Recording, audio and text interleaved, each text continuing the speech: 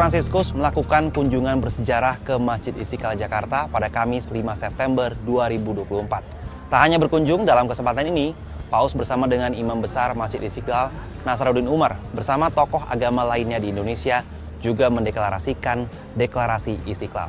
Apa saja isi dari Deklarasi Istiqlal dan apa pesan yang disampaikan oleh Paus Fransiskus dalam kunjungannya ke Masjid Istiqlal kali ini?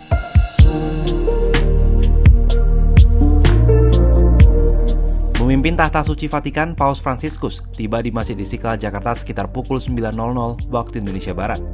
Kedatangan Paus langsung disambut oleh Imam Besar Masjid Istiqlal, Nasaruddin Umar, yang didampingi oleh para tokoh agama dan pejabat publik lainnya. Dalam kesempatan itu, Paus Fransiskus dan Nasaruddin Umar menaikkan sebuah deklarasi dalam pertemuan lintas agama di Masjid Istiqlal Jakarta pada Kamis 5 September 2024. Deklarasi itu berjudul Deklarasi Bersama Istiqlal 2024, meneguhkan kerukunan umat beragama untuk kemanusiaan. Deklarasi Istiqlal menyoroti dua persoalan krusial dunia saat ini, yaitu dehumanisasi dan perubahan iklim. Dalam deklarasi itu disebutkan fenomena global dehumanisasi ditandai dengan terus meluasnya kekerasan dan konflik yang seringkali membawa jumlah korban yang mengkhawatirkan. Dalam pidatonya, Paus mengatakan, peneguhan kerukunan umat beragama untuk kemanusiaan adalah inspirasi yang harus diikuti. Manusia juga bertanggung jawab menghadapi krisis serius dan terkadang dramatis yang mengancam masa depan peradaban, khususnya perang dan konflik. Sayangnya, hal ini juga dipicu oleh eksploitasi agama serta krisis lingkungan yang menjadi hambatan pertumbuhan dan kehidupan bersama masyarakat.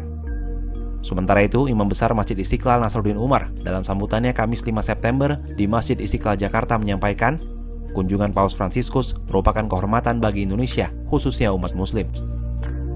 Kami menyampaikan bahwa kehadiran Your Holiness Paus Fransiskus di masjid terbesar di Asia Tenggara ini, atau terbesar ketiga setelah Masjid Haram di Mekah dan masjid di Madinah, tentu saja memberikan kehormatan besar kepada kami semua, segenap warga bangsa Indonesia.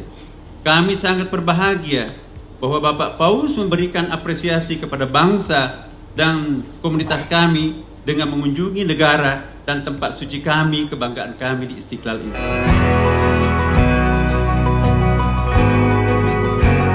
Dalam kesempatan tersebut, Paus juga membahas kehadiran terowongan persahabatan yang menyambungkan gereja katedral dengan Masjid Istiqlal. Menurut Paus, terowongan ini merupakan simbol yang bermakna karena memperkenankan dua tempat ibadah agung yang tidak hanya berada berhadapan satu sama lain, tapi juga terhubung satu sama lain. Paus melanjutkan, Indonesia adalah negara besar dengan aneka mosaik budaya, suku bangsa, adat istiadat, dan keberagaman yang sangat kaya. Keberagaman juga tercermin pula dalam keanekaragaman ekosistem dan lingkungan sekitarnya. Paus berpesan agar jangan menyia-nyiakan anugerah ini. Jangan pernah memiskinkan diri dari kekayaan yang besar ini.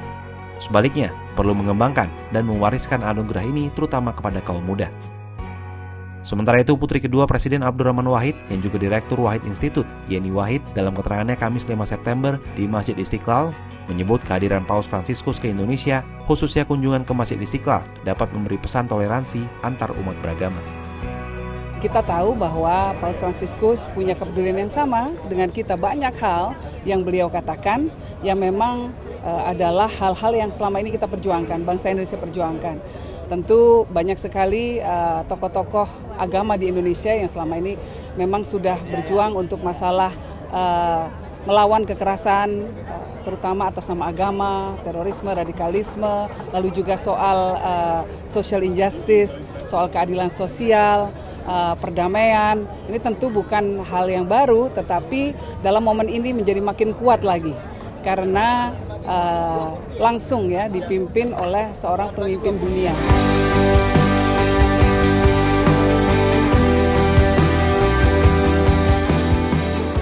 Kehadiran Paus Fransiskus ke Indonesia tentunya bisa menjadi momen bagi Indonesia untuk menunjukkan bahwa Indonesia merupakan negara yang bersahabat dan menjunjung tinggi perbedaan.